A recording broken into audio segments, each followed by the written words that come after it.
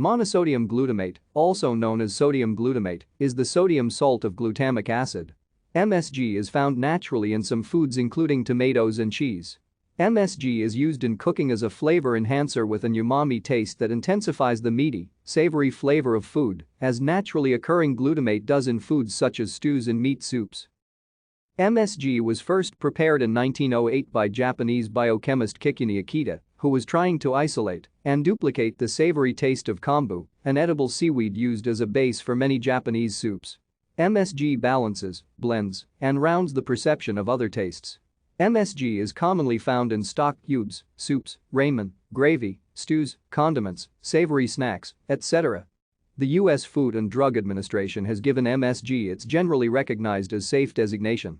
It is a popular belief that MSG can cause headaches and other feelings of discomfort, known as Chinese restaurant syndrome, but blinded studies show no such effects when MSG is combined with food in normal concentrations and are inconclusive when MSG is added to broth in large concentrations.